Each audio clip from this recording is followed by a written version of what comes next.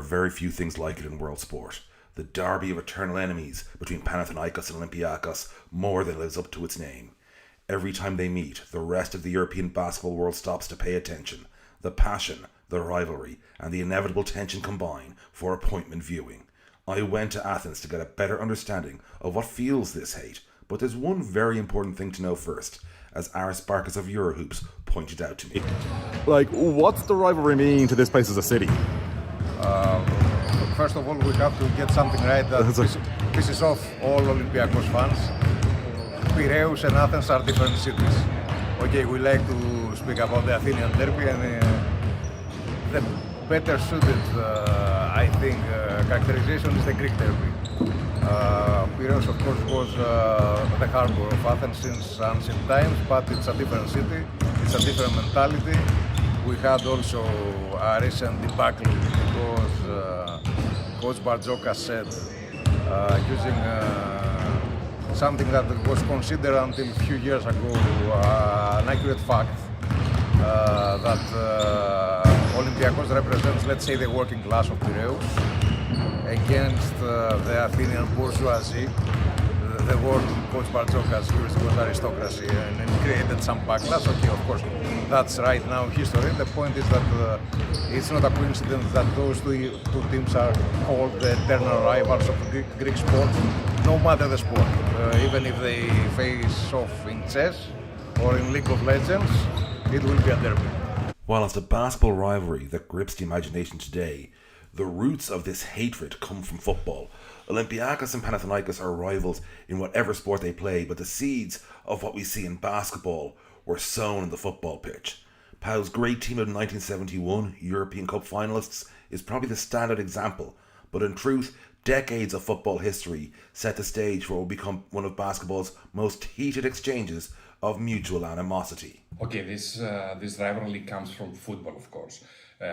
Fans from both teams had, a rivalry since early 50s, when both teams were protagonists in the Greek football league. It's quite strange, but most people think that fans of Olympiacos, and especially come from Piraeus, from the port of Athens. Used to be, workers, poor people that used to be with this team and support this team. And from the other side, fans from Panathinaikos, people used to think that come from the center of Athens, from a territory called the Ambelokipi, where the football stadium used to be.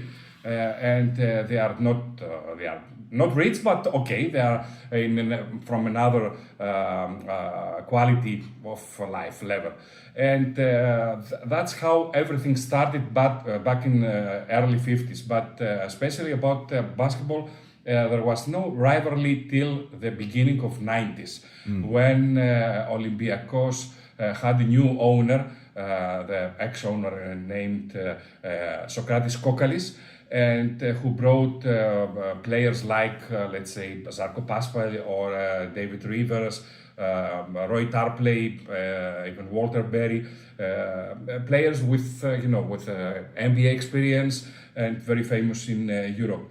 By that time, Panathinaikos started to invest through the father of this period owner, Dimitris Giannakopoulos.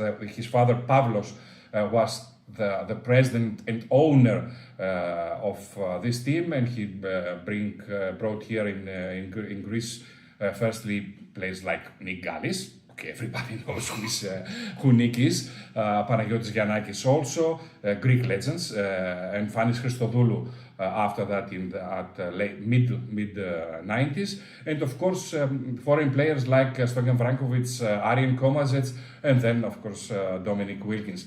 That was the time at around 92-93 when both teams were fighting for the ex-European Champions Cup of FIBA, and they both qualified for the Final Four back in 94 in Tel Aviv, where they first play played opponents in the semi-final, and that's how everything started, especially about basketball, because till 94 there was no fight.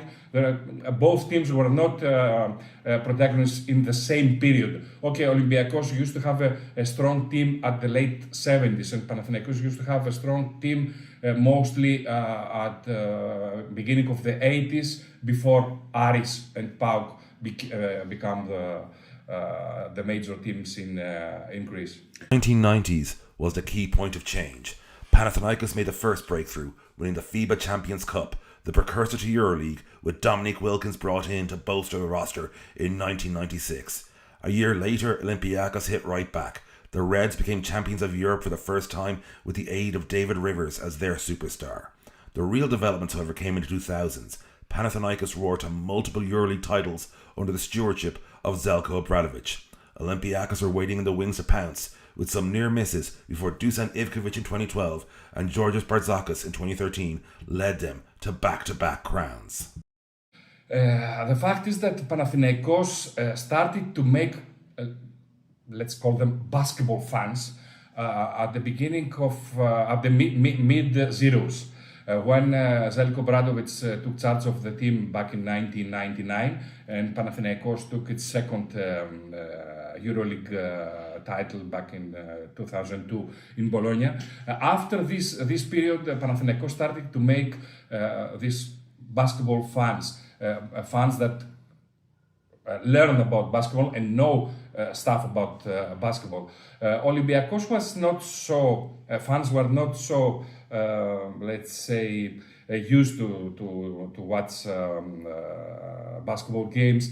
Okay, Olympiacos took the title, the European title in '97 in Rome, but even by that time, although Olympiacos had a very special coach, the late Yannis Ioannidis and then the late Dusan Ivkovic, fans of Olympiacos were not so interested on basketball team. I think that mostly the fans of Olympiacos started to take care of the basketball team after 2008, when the owners Panagiotis and Giorgos Angelopoulos took charge of the club, and they brought players like Josh Childress and Linas Kleiza or Milos Theodosic. They bring back Theo Papaloukas, or Yannis Bourousis, and many stars in the team. By that time, season, if I remember well, 2008-2009, Olympiacos had something like 10,000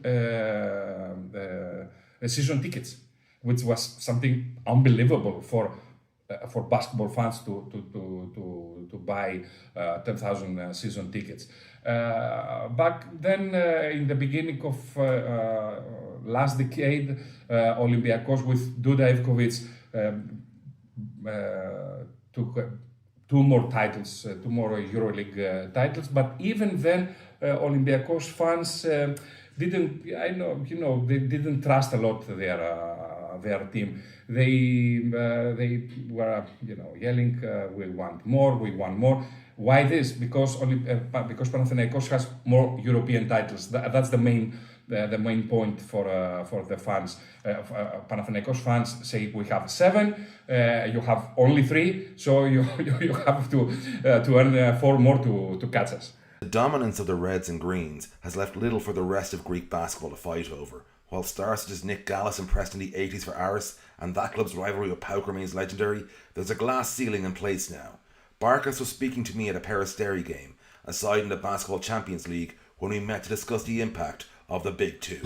That remains to be seen on case-by-case scenario. It's true that in the 90s, the rivalry between Olympiacos and Panathinaikos pushed also the rest of the Greek basketball into prominence. And you can make a case that even if in the 80s, with the Greek national team and with Aris in Thessaloniki, Greek basketball became mainstream, the real boom came because of Olympiacos and Panathinaikos in the 90s.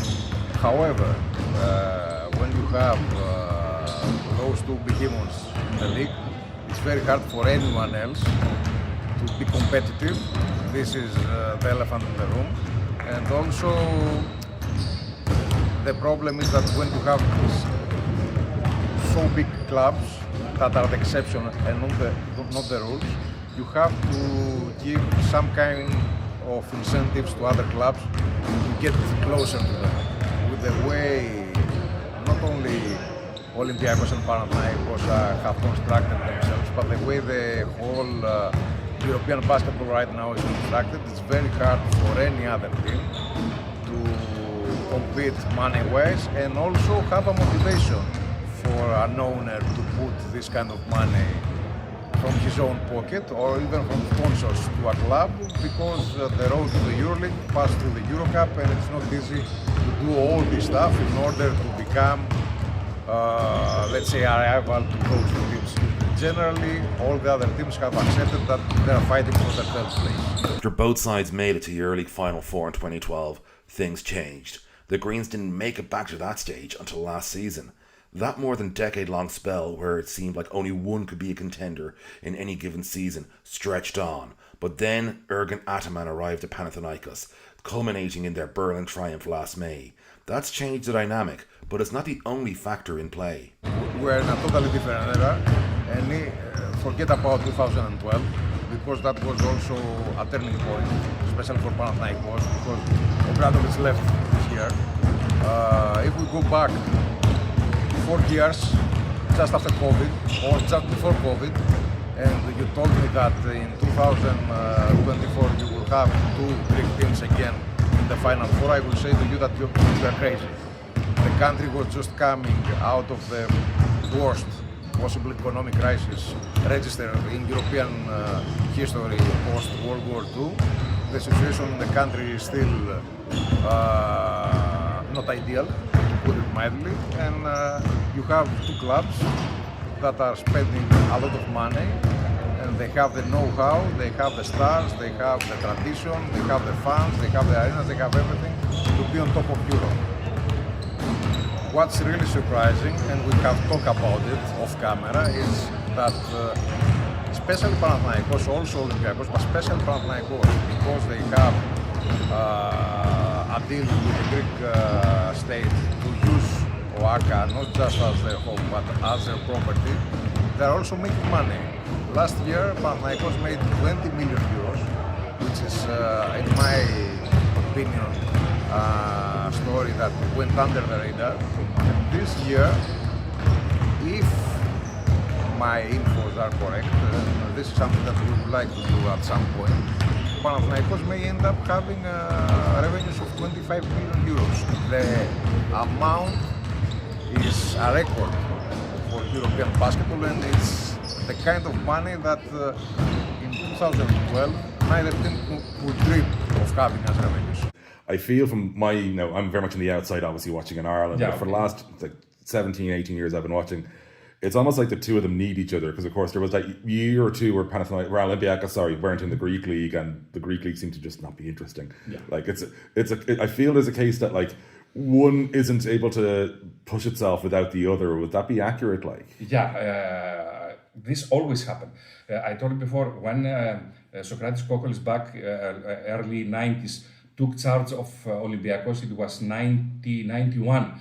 Pavlos Giannakopoulos was in Panathinaikos team since 1987, but he didn't care a lot. Okay, he had the team, he was bringing average or good players like Edgar Jones or Antonio Davis, who played for many years in the NBA, but he didn't invest in the team. He didn't put more money in the team. When Kokolis took charge of Olympiacos and bring Zarko Pasvali, who was a superstar by that time of Yugoslav or Serbian basketball, then immediately Giannakopoulos starting to invest on Panathinaikos team. He brought Stoiko, Komazets, Galis, and he dreamed of making or creating a new emperor in European basketball. This was his view, to make a special team to win titles, and this keep on happening till these days. Even the days at late 10s, 2019 or 2020, when the owner of Panathinaikos, Dimitris Giannakopoulos, he wasn't investing on the club. Olympiacos was playing in the second division of the Greek league, only in EuroLeague, and owners didn't invest the money that they invest now. This season, both teams have a budget. Talking about players and coaches' budget, something like 22-25 million euros, which with other expenses, let's say, gym and traveling and other stuff, must be around 35 million euros, which is an extremely big amount of money. The fact is that both teams last 1 or 2 seasons starting to, not both teams, both owners of the teams, starting to understand that they have to invest in this thing. What I mean, Panathinaikos took the Oaka Stadium. Belongs to Panathinaikos, to the basketball team for the next 49 years, which means that Dimitris Giannakopoulos can invest in this great gym. Olympiacos is in conversation with the government to take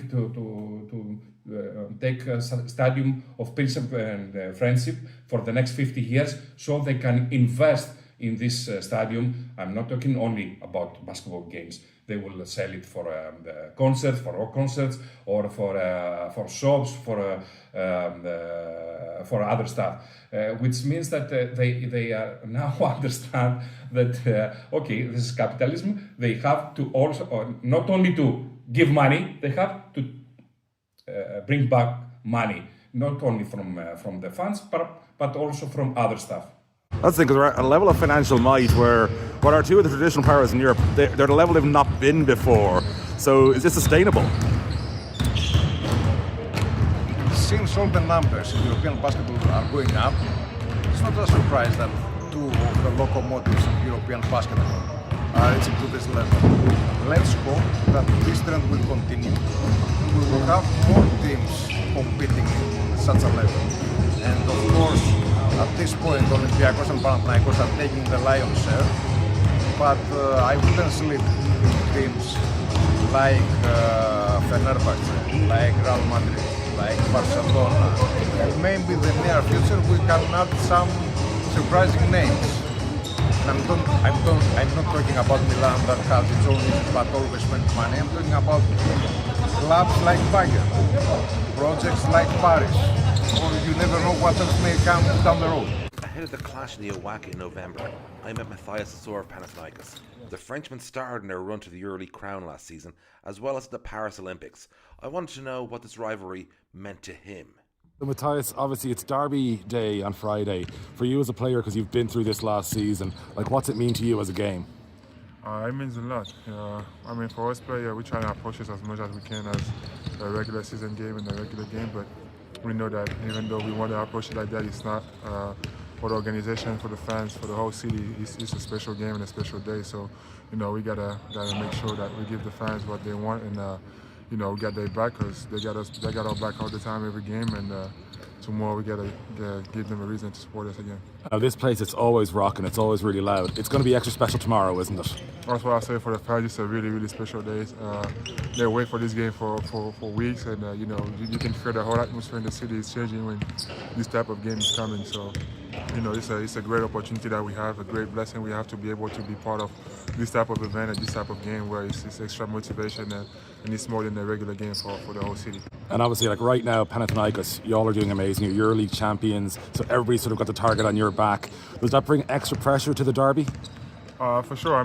It's for the other team, especially that are in this question. But we know that last year we was the underdog, the team that wanted to prove something, and that was coming from nothing. This year we're the champ, so everybody want to take a throne, and we got to protect it. And is it different for you as a player out there when you're playing that game? Is it more physical? Is it harder? What's it like? Like I said, you feel the whole environment around the game. You know, everybody want to give their best. I mean, obviously, we're competitors, so we're trying to give our best every game. But you know, you feel that extra pressure, that extra motivation, that extra boost of adrenaline before the game that the fans gonna give you. That the whole organization around you gotta make you understand that this game is more than a simple game. So, like I said, we try to approach it as much as we can as a regular game for players. But you know, you feel that it's something different for the team. That's the toughest part for you, to make sure you treat it like another game rather than just like what it is. I mean, I try to approach every game like it's my last game. I try to approach every game the same way. I give everything I have, no matter who we play and what game it is. So it's not a big difference for me. It's just a little bit more excitement and a little bit more motivation because of the whole things around the game. And it's special for you as players to know, like, this is the game that whole of Europe is watching. Like, I've come from Ireland. I know the Germans are coming as well, their broadcast team. Like, to know that this is the one game Europe stops for. No, for sure. It's a lot of people who want to watch this game. People are coming around the world to watch this game. Whether it's a Greek derby or the Serbian derby, you know, it's games that everybody wants to see. Everybody know how crazy it gets during this game and how hostile the environment is. So everybody want to witness that. So like I said, we're blessed to be able to be part of this type of games. Okay, I'm going to finish with one tough one, and feel free to tell me where to go. Which is crazier, because you've played both the Serbian derby or this derby? It's as crazy. Both is as crazy as the others. It's just two kind of different atmosphere, but at the end of the day, it's kind of the same. They both derbies are really crazy, really hostile. Both teams have a great rivalry. Both teams are a team that mark the history of their country. And, you know, both teams have amazing fans who will fight for their team and give everything they have for this 40 minutes when we're going to be on the court. 2.5 hours before tipping, as you can see, and this doesn't go all the way back, like, you know, it doesn't get all of it. This is the queue ready to get inside, like, you know, this is a hot ticket.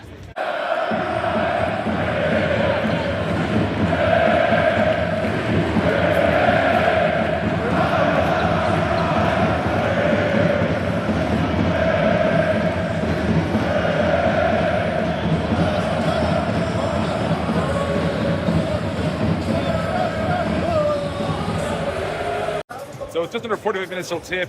I'm deliberately going no mic so you can get the vibe, the atmosphere here. And yeah, the place is filling up nicely. This is going to get loud.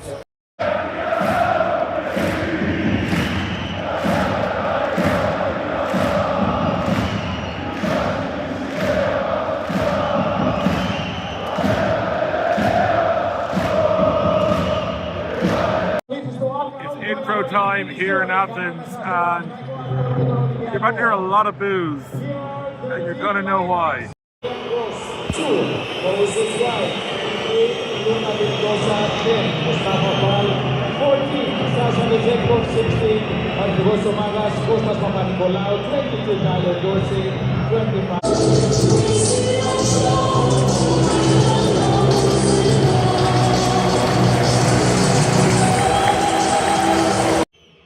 The hatred can get unpleasant, to state the obvious. This banner from POW fans relates to US sailors during World War II and the women of Piraeus. I can let you work out what it's trying to get across.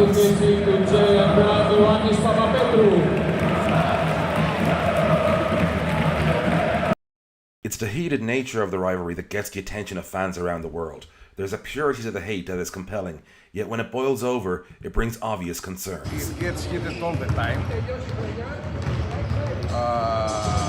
There are many instances where both sides have been out of line, and this is always unconcerned. But you can take only the good parts and decide that I'm leaving this part out. This is also something at this point totally connected with this rivalry. It's a bitter rivalry, it's a rivalry that goes beyond the court, unfortunately. Let's hope that in the future this will also change. I understand that this might seem exotic and funny and interesting, especially to the US audience, but believe me, it's not funny at all to be on a press conference and having objects shattering glasses and get the press conference suddenly interrupted. It's not funny to have the coaches being interrupted by fans that are passing by and they are commenting. And it's not funny to have after the end of a road game, the guest team, if they win, running straight to the locker rooms with no concern to human life because they have to save their own life from the reactions of the home fans. It may sound funny, it's not if you are in it. I have been in it not just as a reporter or as a journalist in my stand. I have been also a sideline reporter on the bench and I have seen what this means. And let's hope that this changes in the future. I'm not overly optimistic about this, and this is a whole other discussion, but it is what it is, and unfortunately we have accepted it.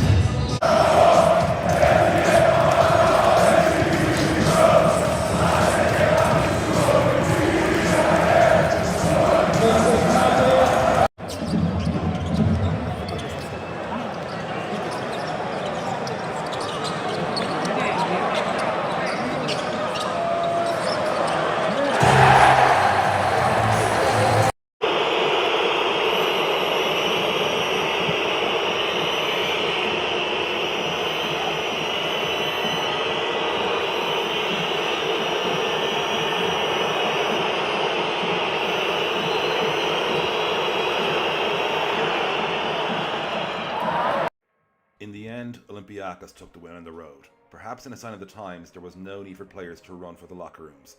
Pleasantries were exchanged, and the press conferences, while interesting, never risked being interrupted by rowdy supporters.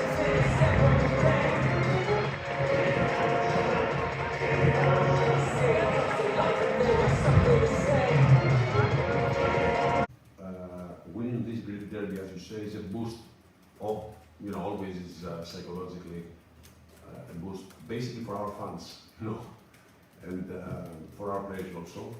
For us, is one more day, in the business. We need to cool it down a little bit, the emotions, our feelings, and go on to the next game. It was a very spectacular game. For me, very bad game. To take 94 points in home court game in derby is not good.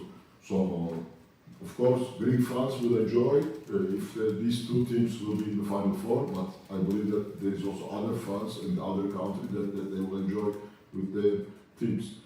Olympiacos is a good team, very good roster, they have a very good chemistry, and also we are a good team, but there is, like I told you, there is a lot of teams now in the beginning of the season.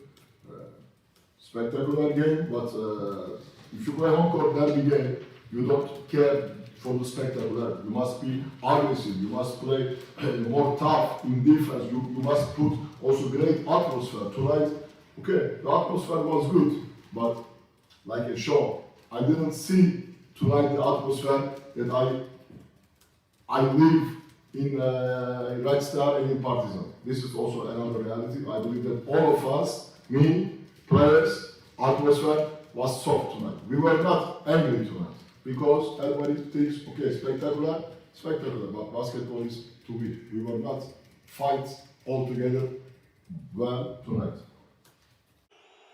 Ataman was clearly frustrated by the lack of fire in the Awaka that night, so I pressed him to expand on what he meant. We lost. We saw that in the spectacular game, we lost. So when you play in home court, you must be all of us, we must be more mentally, more strong and more ready. Club, fans, me and players. Tonight we were not enough aggressive to play the derby game. Because all of us, we think to win and we think to celebrate, we think to make a show. But European basketball is not show, it is to fighting. Olympiacos fight tonight very well here and they won. At the time of publication, both Greek sides look certain to get home court advantage in the EuroLeague playoffs. Both are favoured to make the EuroLeague Final Four this season, and they will inevitably meet up in the Greek League Finals later this summer. They are, of course, destined to fight forever.